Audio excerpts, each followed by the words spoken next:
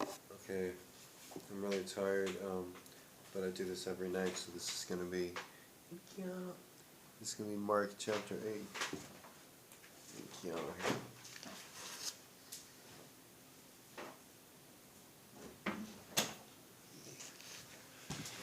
Alright, okay, right here. Mark chapter 8. Jesus feeds the 4,000. During those days, another large crowd gathered. Since they had nothing to eat, Jesus called his disciples to him and said, I have compassion for these people. They have already been with me 3 days and have nothing to eat. If I send them away hungry, they will collapse on the way, because some of them have gone a long distance.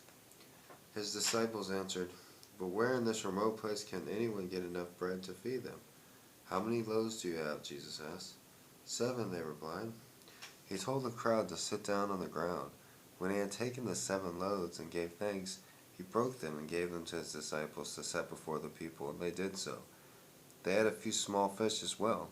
He gave thanks for them also and told the disciples to distribute them. The people ate and were satisfied. Afterward, the disciples picked up 7 basketfuls of broken pieces that were left over. About 4,000 men were present, and having sent them away, he got into the boat with his disciples and went into the region of Dalmunutha. The Pharisees came and began to question Jesus to test him. They asked him for a sign from heaven. He sighed deeply and said, Why does this generation ask for a miraculous sign? I tell you the truth, no sign will be given to it. Then he left them, got back in the boat, and crossed to the other side. Hey, Keanu, you helping me with the Bible? We got Keanu here helping out. The use of the Pharisees and Herod. The disciples had forgotten to bring bread, except for 1 loaf they had with them. You having your hand on the Bible?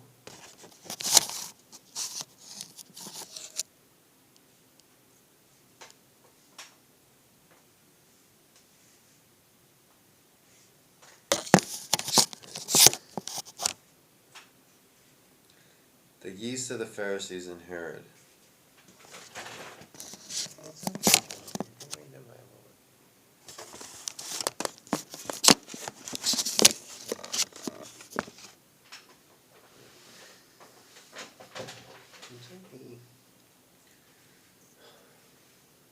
The disciples had forgotten to bring bread, except for 1 loaf they had with them in the boat. Be careful, Jesus warned them. Watch out for the yeast of the Pharisees and that of Herod. They discussed this with one another and said, It is because we have no bread.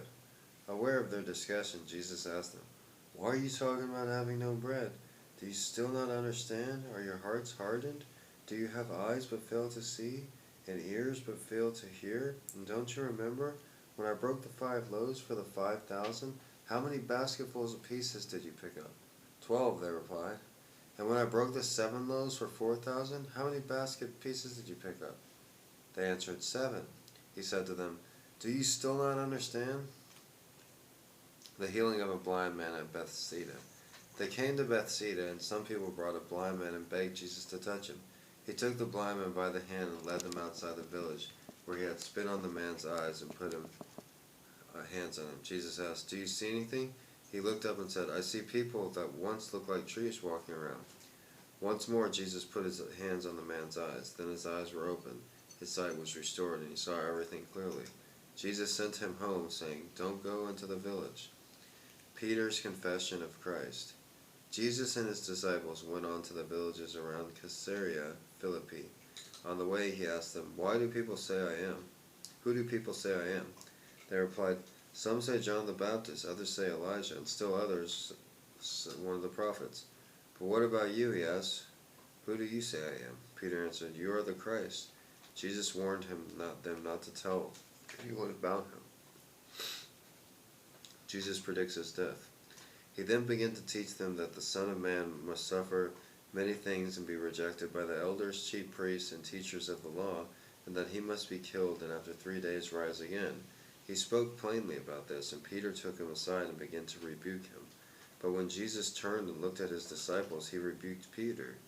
On the right, Satan, he said, You do not have in mind the things of God, but the things of man. Then he called the crowd to him alone with his disciples and said, "If anyone would come after me, he must deny him and take up the cross and follow me. For whoever wants to save his life will lose it, but whoever loses his life for me and for the gospel will save it. What good is a man to gain the whole world, yet forfeit his soul? Or what can a man get in exchange for his soul? If anyone is ashamed of me and my words in this adulterous and sinful generation, the Son of Man will be ashamed of him when he comes into his Father's glory with the holy angels." That was Mark chapter 8.